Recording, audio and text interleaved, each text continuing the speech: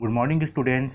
इस वीडियो में जो है जंतुओं के भोजन, ठीक है, इस टॉपिक को जो है पढ़ते हैं। ठीक है, तो देखिए, जंतुओं के भोजन से संबंधित कुछ महत्वपूर्ण प्रश्नों को पढ़ते हैं। देखिए, जो जंतु फल फूल पत्ते और घास खाते हैं उन्हें क्या कहते हैं? उन्हें जो है शाकाहारी जंतु कहते हैं। क्या कहते हैं? शाकाहारी। ठीक है। जो जंतुएं दूसरे जंतुओं का मांस खाते हैं उन्हें मांसाहारी कहते हैं। और जो जंतुएं दोनों खाते हैं, जो शाकाहारी भी होते हैं मांसाहारी भी होते हैं, उसे क्या कहते हैं? सर्वाहारी कहते हैं। ठीक है। अब देखिए, ऐसे जंतु जो दूसरे जंतुओं पर निर्भर रहते हैं पर उन्हें खाते नहीं हैं, उन्हें परजीवी कहते हैं। क्या कहते हैं? परजीवी। जो दूसरे जंतु पर निर्भर तो रहेंगे लेकिन उसे पूरी तरह से नहीं खा देते, है ना। जैसे कि आपका अमरबेल हो गया, खटमल हो गया, जू, ये लोग क्या करते हैं? खून चूसते हैं, दूसरे जीव पर निर्भर रहते हैं लेकिन उन्हें नहीं खाते। ठीक है। तो ऐसे जंतु को क्या बोलते हैं? परजीवी बोलते हैं। ठीक है। देखिए, शाकाहारी जंतुओं में क्या क्या आएगा आपका? हाथी, गाय, घोड़ा, हिरण, गधा, जिराफ, जेब्रा, बैल, भैंस, बकरी, ये सारे जंतुएं क्या है? आपके शाकाहारी जंतुएं कहलाती हैं। और मांसाहारी जंतु में क्या है? शेर, चीता, मगर, कुत्ता, बिल्ली, ये सारे जंतु क्या है? आपके मांसाहारी जंतु हैं। याद रखना, जो जंतु जो है मांसाहारी, मांस खाते हैं उसे मांसाहारी कहते हैं, और जो मांस नहीं खाते उसे शाकाहारी कहते हैं।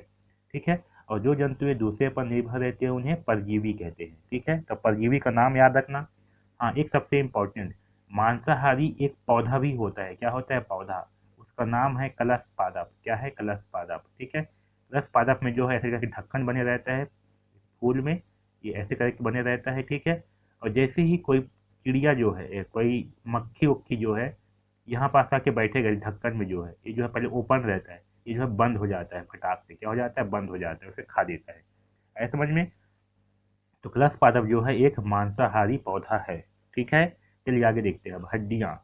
हड्डियाँ जानते हो, जो हमारे शरीर में हड्डियाँ होती है वही हड्डियाँ। तो देखिए, शरीर में हड्डियों के ढांचे को क्या बोलते हैं? कंकाल। क्या बोलते हैं? कंकाल। यानी कि बिना कंकाल के हमारा शरीर नहीं बन सकता, बिना हड्डियों के जो है हम नहीं रह सकते। ठीक है।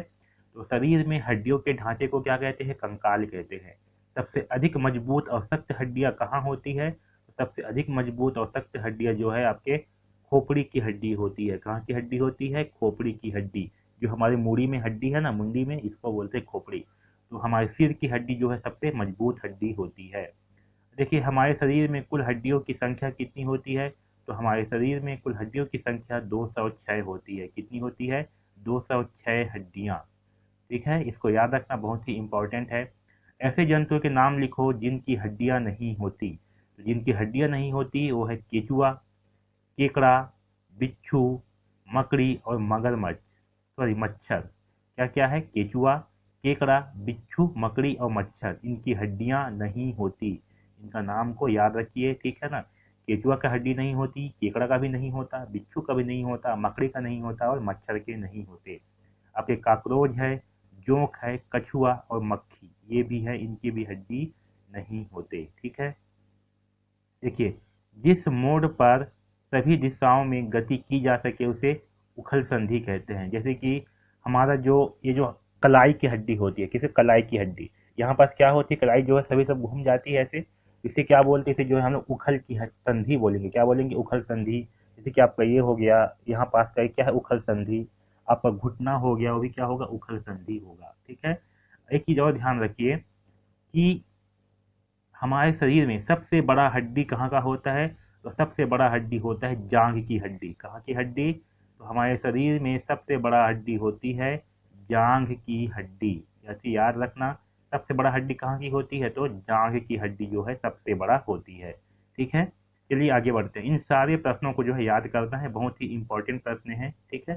चलिए देखिए आगे, हटरी। हटरी मतलब क्या होता है? जो गाँव में जो छोटे छोटे शहर होते हैं या गांव में जो साप्ताहिक बाजार लगता है उसे जो है हटरी कहते हैं। क्या कहते हैं? हटरी। तो हटरी किसे कहते हैं? छोटे कस्बों में साप्ताहिक बाजार को क्या बोलते हैं? हटरी कहते हैं। ठीक है। गांव के लोग आवश्यकताओं की चीजें कहाँ से खरीद कर लाते हैं? तो गांव के लोग जो है आवश्यकताओं की चीजें हटरी से खरीद करके लाते हैं, बाजार से जो है खरीद करके लाते हैं। देखिए, दिव्यांगता, यहाँ से जो है पढ़ते हैं। अंधे व्यक्ति पढ़ने के लिए किसका उपयोग करता है? तो अंधे व्यक्ति जो रहते हैं वो पढ़ने के लिए जो है ब्रेल लिपि का उपयोग करते हैं। किसका? ब्रेल लिपि। ठीक है, इसको याद रखना बहुत ही महत्वपूर्ण है। ब्रेल लिपि का आविष्कार किसने किया? तो ब्रेल लिपि का आविष्कार जो है लुई ब्रेल ने किया। किसने किया? Louis Braille. ये भी जो है एक अंधे व्यक्ति थे और इसने जो है उसके बारे में सबसे पहले सोचा। पोलियो कितने वर्ष तक के बच्चों को पिलाई जाती है? तो पोलियो जो है 5 वर्ष तक के बच्चों को निःशुल्क पिलाई जाती है। क्या? निःशुल्क पिलाई जाती है, बिना किसी शुल्क के पिलाई जाती है। इसे याद रखना, 5 वर्ष तक के बच्चों को पोलियो जरूर पिलाया जाता है। ठीक है, आप भी पिए होगे। तो कितने वर्ष तक के बच्चों को पिलाया जाता है पोलियो? जो है 5 वर्ष तक के बच्चों को पोलियो पिलाया जाता है। ठीक है, निःशुल्क रहता है इसका जो है। ठीक है, मतलब कोई भी शुल्क इसका नहीं लगता पोलियो का। ओके, चलिए आगे देखते हैं सौर ऊर्जा। तो सौर ऊर्जा मतलब क्या है? इसका मतलब होता है सूरज का ऊर्जा। किसका ऊर्जा? सूरज का ऊर्जा। ठीक है, तो देखिए सौर ऊर्जा किस प्रकार की ऊर्जा है? तो ये जो है अक्षय ऊर्जा है। अक्षय मतलब जो कभी समाप्त ना हो। इसे जो है हम परंपरागत, क्या बोलेंगे? परंपरागत ऊर्जा का स्रोत भी बोलेंगे। ठीक है, ये ऐसी ऊर्जा है जो कभी समाप्त नहीं होगा।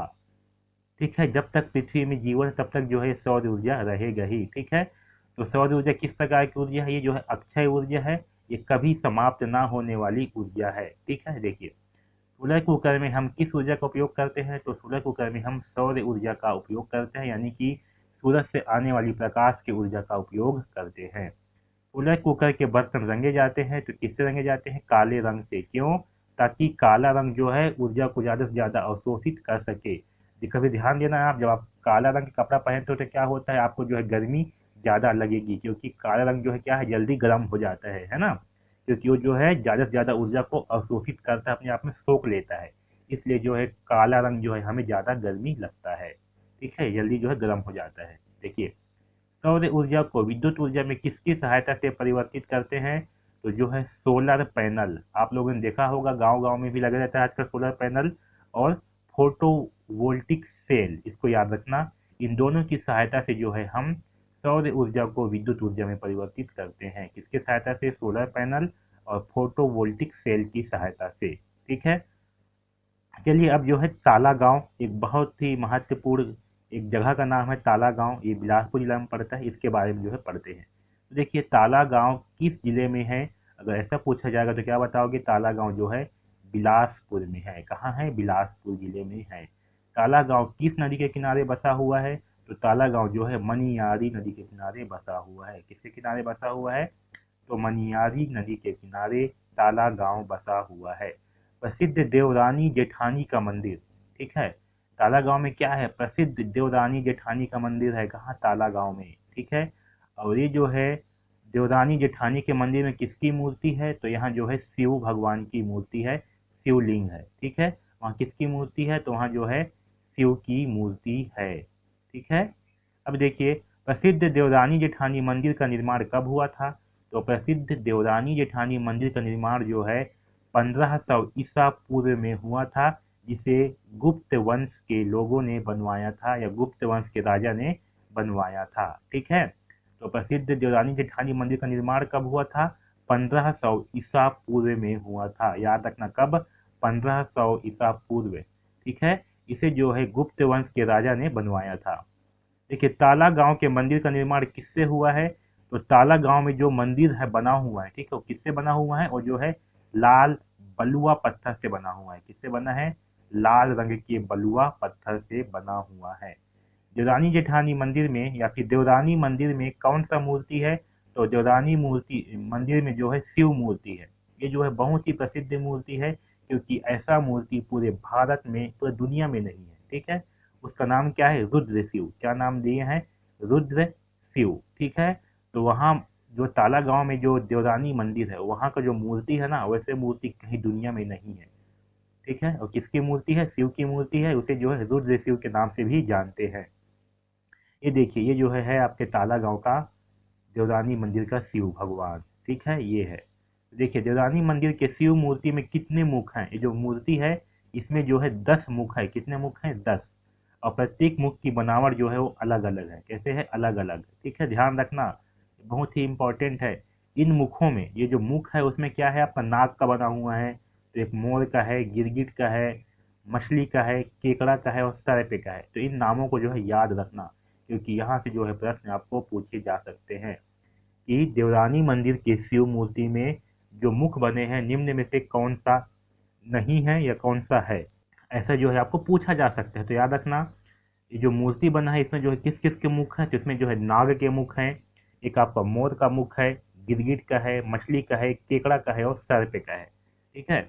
देखिए ये जो मूर्ति है ना, ये मूर्ति जो बनाया गया है, ये जो है एक ही पत्थर से बनाया गया है। किसके पत्थर से? एक ही पत्थर से, एक बहुत बड़ा पत्थर को जो है काट काट के नक्काशी करके जो है बनाया गया है। ठीक है, बहुत बड़ा पत्थर को। इसका वजन जो है 5,000 किलोग्राम था। सोचिए 5,000 किलोग्राम पत्थर का वजन था, उसे जो है काट करके बनाया गया है। यह मूर्ति 9 फीट लंबा, ठीक है, 9 फीट लंबा यानी कि आपसे जो है 2 गुना लंबा, और 4 फीट चौड़ा है और 2.5 फीट मोटी है। ठीक है, मूर्ति इतना विशाल मूर्ति है। ठीक है, कितना? 9 फीट लंबी, 4 फीट चौड़ी और 2.5 फीट मोटी है ये मूर्ति जो है। ठीक है। ताला गांव के पास किस किस नदी का संगम है? तो याद रखना, ताला गांव के पास मनियारी और शिवनाथ नदी का संगम होता है। ठीक है। ताला गांव में महाशिवरात्रि में 7 दिन तक मेला लगता है। कितने दिन तक? 7 दिन तक मेला होता है ताला गांव में। जहाँ पुरानी चीजों को रखा जाता है उस स्थान को क्या कहते हैं? याद रखना, उस स्थान को जो है संग्रहालय कहते हैं। ठीक है। गुरु घासीदास संग्रहालय, महंत घासीदास संग्रहालय कहाँ? रायपुर में है। बहुत ही प्रसिद्ध संग्रहालय है, इसे याद रखना, छत्तीसगढ़ का। छत्तीसगढ़ में मंदिरों का नगरी किसे कहा जाता है? तो छत्तीसगढ़ में मंदिरों का नगरी जो है कहा जाता है आरंग को। किसे कहा जाता है? आरंग, जो कि रायपुर जिला में है। कहाँ है? रायपुर जिला में है आरंग। ठीक है। देखिए तालाबों का नगरी कहा जाता है किसे? तो तालाबों का नगरी कहा जाता है रतनपुर को, जो कि बिलासपुर जिला में है। ठीक है।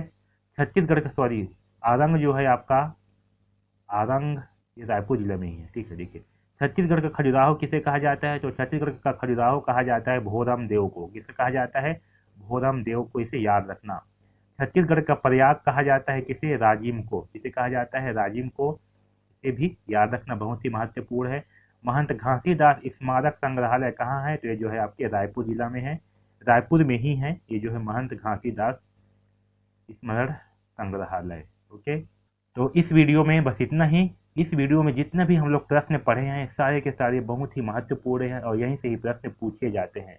तो इन सारे प्रश्नों को जो है आपको याद रखना है, क्योंकि यहाँ से प्रश्न पूछे ही जाएंगे। ठीक है। तो इस वीडियो में बस इतना ही। धन्यवाद।